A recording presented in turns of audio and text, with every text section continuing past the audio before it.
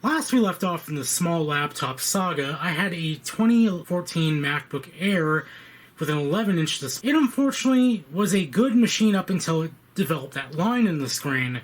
So we had to figure out what we were going to do about that, and eventually what ended up happening is the machine went back to its owner, and we got a full refund. Well, my friend did.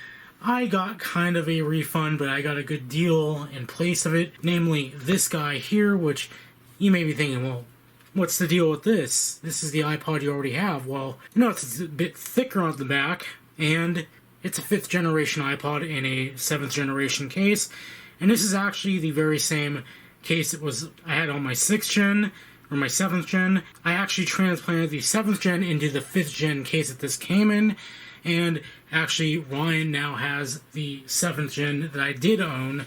So that was a nice little thing to get because I've had my eyes on the 5th gen iPod, and unfortunately they are very expensive online, so being able to get one for a half-decent price effectively was a nice little surprise. But however, I was still left with the dilemma of getting a small laptop because, as you guys know, I own a 17-inch chonky beast of a laptop, and carrying that around everywhere is just not going to do. So I kind of agonized over it before deciding I ultimately don't need one, and I went without for about a week, couple weeks, and Ryan messaged me, and he's like, so, if I were to sell this certain little laptop that you have your eyes on, how much would you want to give for it? So we brokered a deal with the iPod 7th generation, and a little bit of cash on top, and I ended up with his E7240. This is a cool little laptop because these things can be found dirt cheap on eBay even now, and they still pack a relatively decent punch for how old they are, because I believe this was either made in 2013 or 2014, but they pack a Haswell low voltage CPU, and they're still good. You can still watch 1080p video on them from either Twitch or YouTube. They still have enough processing power to spare, and they're decently small and still get half-decent battery life. So I've already kind of set out customizing this a little bit, and we're going to kind of go over the other customizations I've done. So let's get right into it. It's a little 12-inch guy, bigger than the obviously bigger than the MacBook Air, but still fairly small. If we open it up, you see we've got, well, if we look at the top here, we got the aluminum display assembly, so that means this is a 1366 by 768 non-touch panel, as we saw just by opening it. And there actually is a display that will apparently drop in here, because your only option for getting a 1080p panel on these guys is to get the touch screen, and I don't care for the touch screen all that much. In fact, when I had one of these with a touch display on it, it was last year sometime, I ended up just disabling the driver entirely because it became really inaccurate and had phantom touches and stuff, and it was just not the business. So here I'm actually glad to not have it, and 1366 by 768 on such a small display is perfectly fine. So let's go ahead and open it back up, and you can kind of see that I did a little bit of a modification to the palm rest. Now, I do have plans to replace the palm rest for other reasons, and we'll go into those in a minute, but what I did here was the soft touch coating that usually is on these Dells was kind of degrading a bit, and what I mean by that is, if you've handled an old piece of rubber, you know how it kind of gets sticky and gooey and will start like feeling like it's sticking onto whatever gets on it, like your hands. Well, that's what it felt like was happening with coating on here. The keyboard bezel is still using the same coating. I have not gotten it off there yet. I don't plan to because it still feels perfectly fine. But here, yeah, the coating here was very well worn.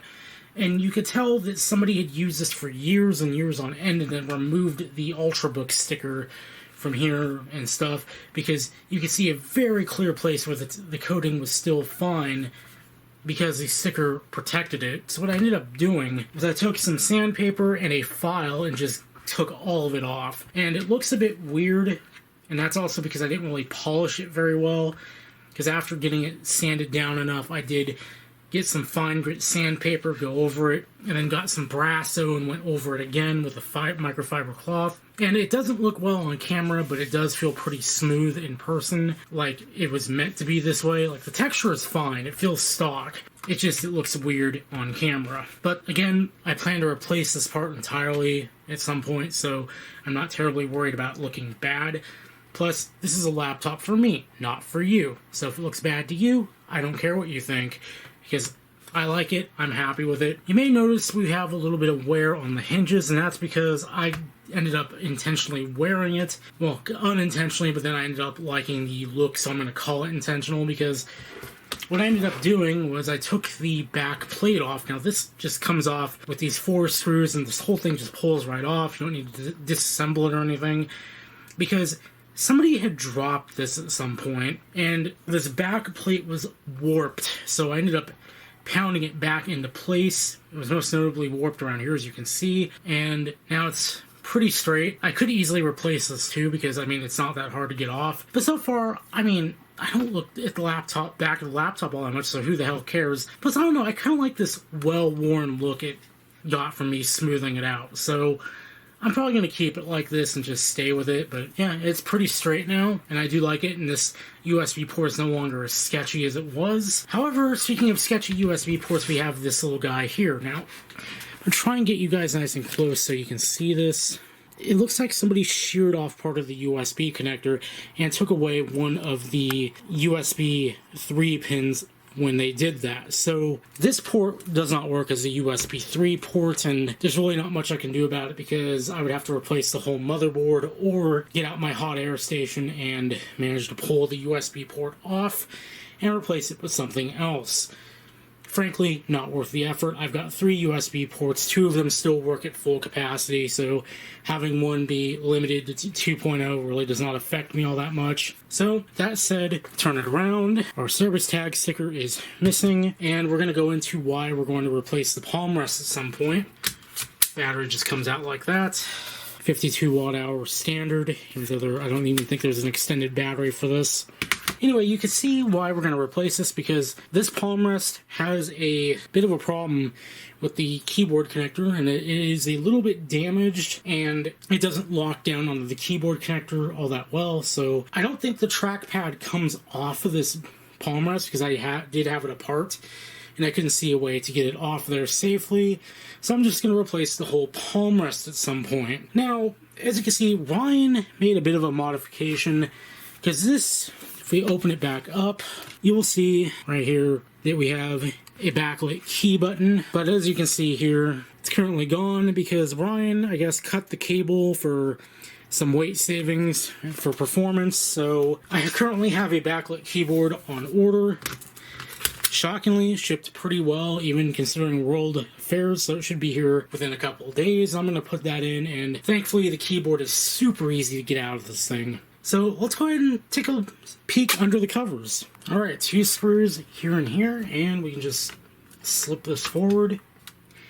And we will quickly see another advantage to this thing over the MacBook Air, and that is we have 2 RAM slots, which is very, very, very nice. So I have this thing with, I believe, 12 gigs of RAM, because I know some are going to say, well, they're not matched, what is wrong with you? But there was only 1 RAM module in here when I got the thing, so it was already doomed to be mismatched anyway, so figure if we're going to go that route, I might as well give it more RAM. The other thing, if you look closely, is that we have, right here, a modem. A cellular modem, and I actually have a SIM card in here because of that, and yeah, that's really all there is to see under here. We have a 256 gigabyte SSD. The modem is a pretty cute little thing. I have actually never had a laptop with a cellular modem in it before, so we're gonna have to try that out and see how well. Eagle-eyed viewers may also notice that the cover for the keyboard connector is gone. Again, I have to imagine Ryan deleted that for weight savings, because again, you know, it's a small laptop. It needs all the performance it can get. So let's go ahead and just click that back on, flip it over, and start it up. And I'm going to just let it do its thing. I'm not going to cut the camera because I've prepared this with a special little thing. Now, because I don't plan on doing much special with this laptop, I am running LTSC on it.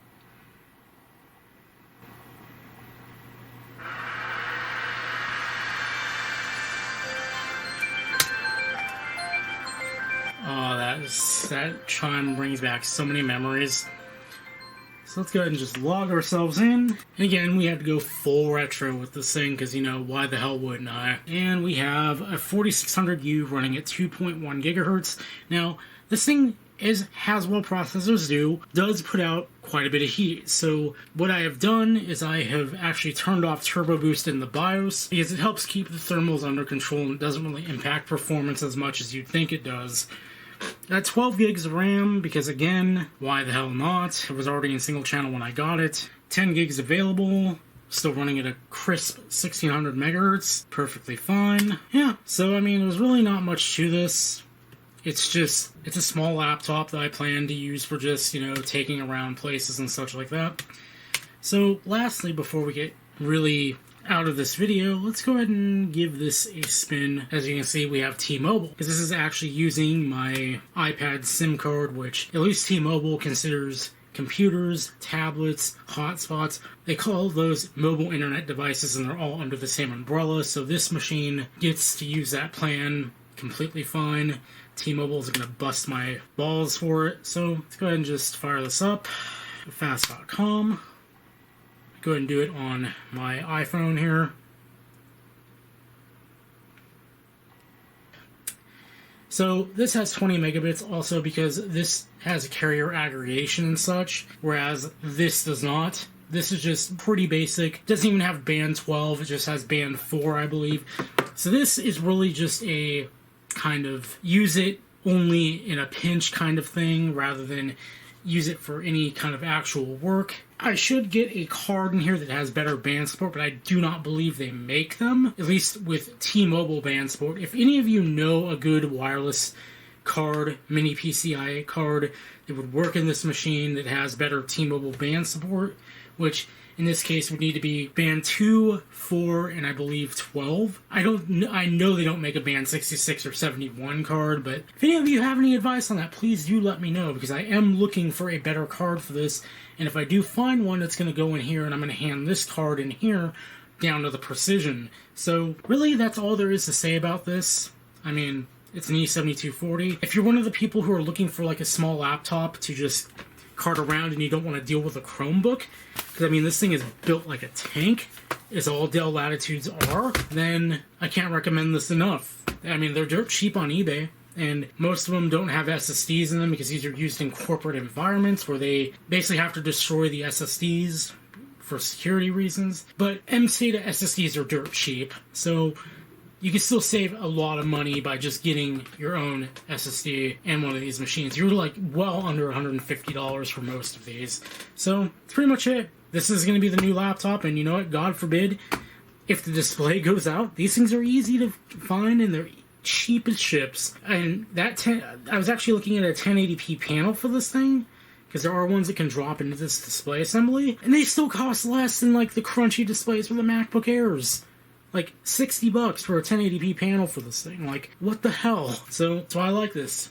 Anything goes wrong with it, they're easy to fix and parts are plentiful. So hopefully I'll be having this thing for a good long time. Until next time, I'll see you later.